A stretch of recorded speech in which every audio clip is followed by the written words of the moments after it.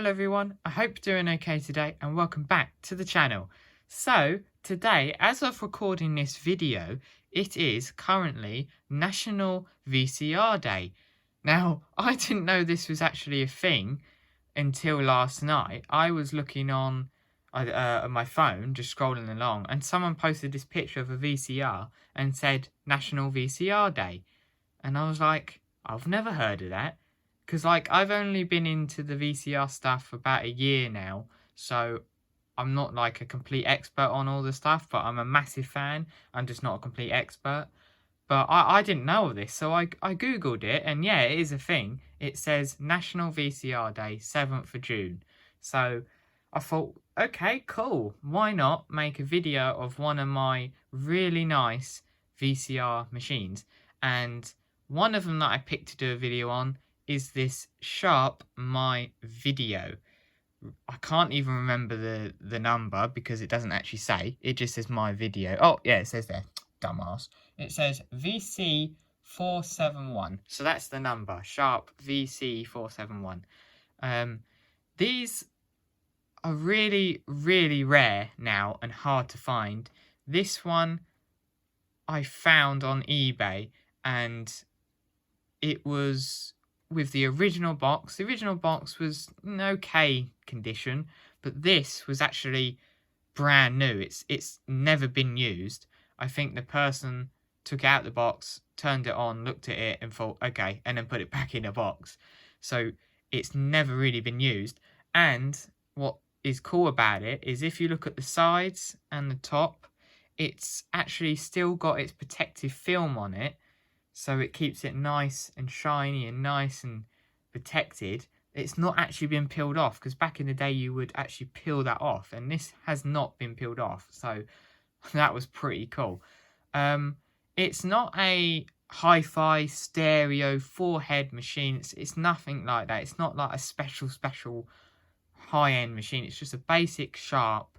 But the thing with it is that it's from the 80s. It looks cool, and it's just a lovely machine. And I've not even played it that much when I've had it. I've, had it for a while now, and I've not played it that much. So it's never really had much use.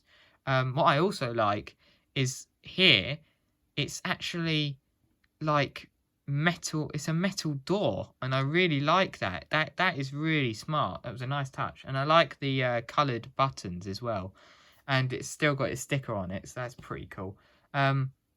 What it says here is VC-Cam power system. So when you change it, I believe when you flip this down, you got some more controls. You still got the sticker on there to tell you all what it does and how to, set the clock. But if you go to here, there it is, color mode.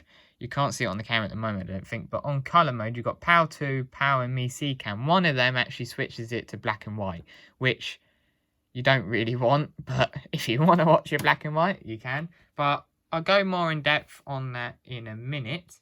But let's turn it on. So it's got a really nice push-in button here, operate. And it's got a red LED. The display comes on. It says video. I like that. So let's put one of my tapes in. So here I have Child's Play 2 and Child's Play 3. This is from the 90s, I think. This tape, I think. No, 2003. 2003. Sorry, my bad. But it's a 2-on-1 set, so it's got 2 films on 1 tape. So that's pretty cool. So let's put it in the machine.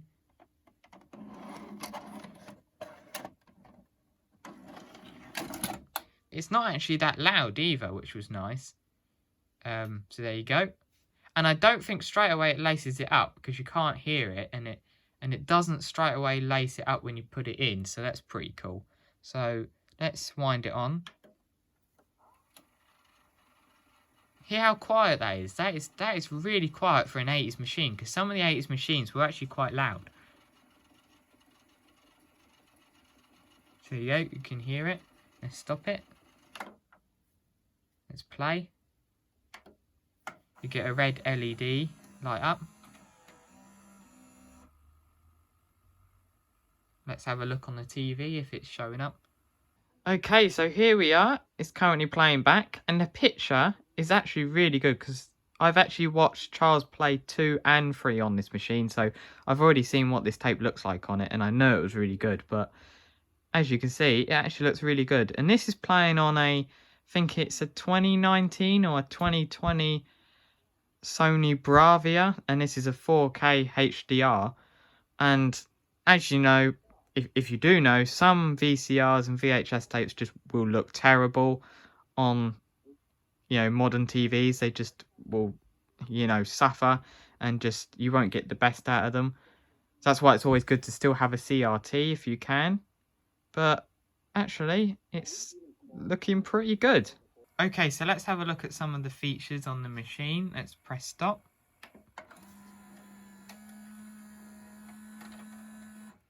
So that's stop, and that's not even that loud. So here we have eject. So your normal eject. Let's see that eject. There you go. Ejects nicely. And not too quick and not too loud. So here we have an operate button. Turn that off. We've got a timer button. We've got rewind, play, fast forward, stop, pause, still. And the pause works brilliantly. Record. We've got record as well. I haven't tested that because there's no need to record on this. One of the strange features on this machine is the counter. Look at the counter. It's a normal counter that you would get in a cassette deck. How strange. Really, really cool. I like that. That's a cool touch. So then if we go on to this side, we've got the display. Really nice and bright. Obviously, because it's been in its box all its life, it's a nice display, nice and bright. And the reason why VCR collectors love a bright display is just because, the reason for it. It's bright. It looks nice. Why would you want a dim display? Otherwise, there's no point having it on there. So, and the problem is back then, this machine would be on a TV stand. Back in the 80s, it would sit there on the TV stand and it would be constantly on. Because this is currently plugged in, but it's not switched on. And you can't turn this off. So it's constantly flashing all the time. And you'd have your clock on there as well. So it'd be showing you the time. So the problem with that is it's always constantly on, burning the display. So then your display gets dimmer and dimmer in its life. So then when you have it, like for example now, when that next person has it now, it's a really dim display. So it's good that it's a really bright display. I like that. So then we have our preset buttons up here. So 1, 2, 3, 4, 5, 6, and 7. So you just press them in. They're just your normal clicky buttons. And then if we open the panel here, we have some more controls and buttons. So we have clock, start and length, day, hour and minute. We have TV/video/mix, TV video mix, record selector, tuner or AUX. And then we have the tracking control. It only has your normal tracking. It doesn't have slow tracking or fine tracking. And then if we head over to here, we can see some more controls. We have the numbers for our tuner.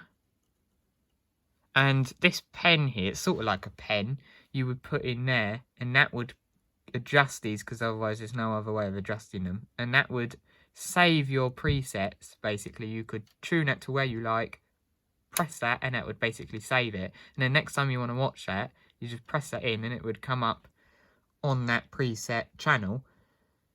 So if, say, I saved something in 8, and the next day I wanted to play channel 8, or preset 8, press that and it goes to that preset. You got AFT, which actually I'm not too sure what that means without looking at the manual, but I believe because this is a very rare machine, the manual's pretty hard to find.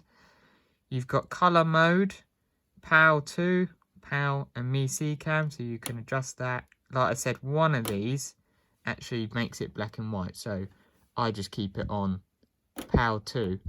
And I have tried PAL 2. I keep it on PAL, basically. But I have tried PAL 2. and I think it just makes it a little bit brighter. But I've never took that pen out, by the way. It's stayed in there, so I think it stayed in there all its life. But let's have a go at adjusting the clock. Okay, so let's have a go at setting this clock. So down here actually does tell you how to set the clock, and I'll put that on the screen when I edit the video. But you basically hold, so you got, I think you have to have it turned on first, I think. So you got to have clock held down, so then it stops flashing. Press the day, yeah, so you could change the day. So currently it's a Tuesday, and then it says press hour, so it's 4, and then minutes, so actually it's this will take a little while. Oh, so it does actually go faster if you hold it down. It's currently 4 o'clock. There you go. So it's 4 o'clock. So that's how you set the clock. And then the 2 dots will flash.